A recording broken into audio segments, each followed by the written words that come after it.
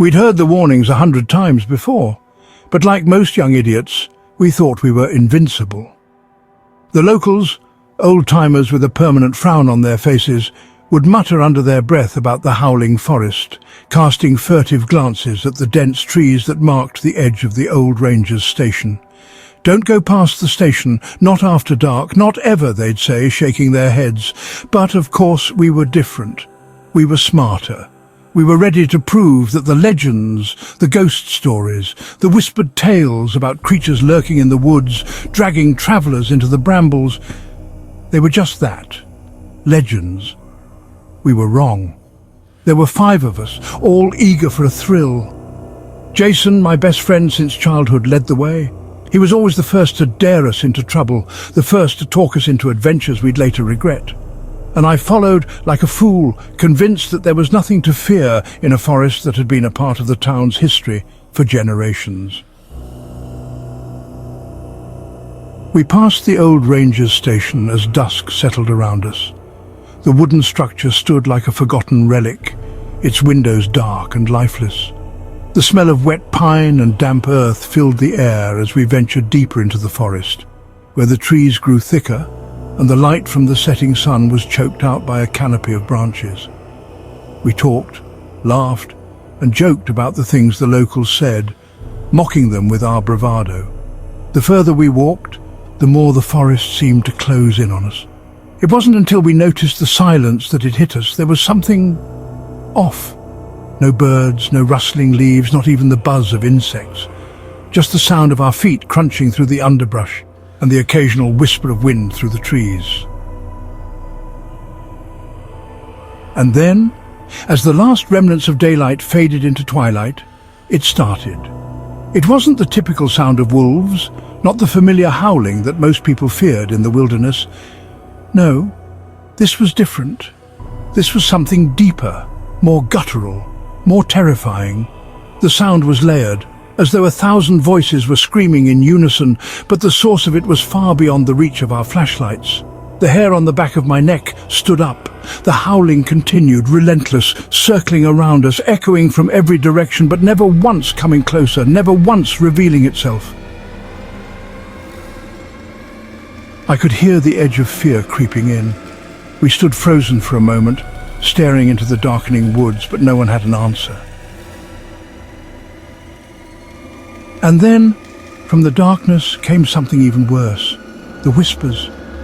At first it was so faint that I thought it was just my imagination. But then it grew louder, clearer. Someone or something was speaking, not to us but from somewhere just behind us, just beyond the trees. Voice 1, VO, Jason. His name was clear, unmistakable. But it wasn't our voices. It was a voice so familiar yet utterly wrong. It was his mother's voice. And she had died years ago. Jason's face drained of color. He froze, staring into the woods, his breath coming in shallow gasps. "Jason, VO, did you hear that?" His voice shaky. Before anyone could respond, I heard it too. My name, my own voice, calling me from the opposite direction, from behind a dense knot of trees that we hadn't passed. My stomach turned. It wasn't me. It couldn't have been. We should have run then. We should have turned around, gone back the way we came. But we were paralyzed. The forest seemed to twist around us, pulling us deeper, like a massive unseen hand reaching out from the trees. The howling began again, louder now, filling the air, vibrating in our chests. And the whispers turned into voices, calling out to us, beckoning us toward the unknown. And then it happened. Jason, poor brave Jason, took a step forward as though in a trance, his face blank, his eyes wide and unseeing. "Jason, I have to go," he mumbled, as if something was controlling him, leading him deeper into the darkness. "Jason, no!" I shouted, grabbing his arm, but he pulled away, his body shaking, his face twisted in confusion. "Jason, I need to go. It's calling me." That was when I saw it. Movement in the trees. Something far too tall, far too thin. Its limbs stretched in unnatural angles.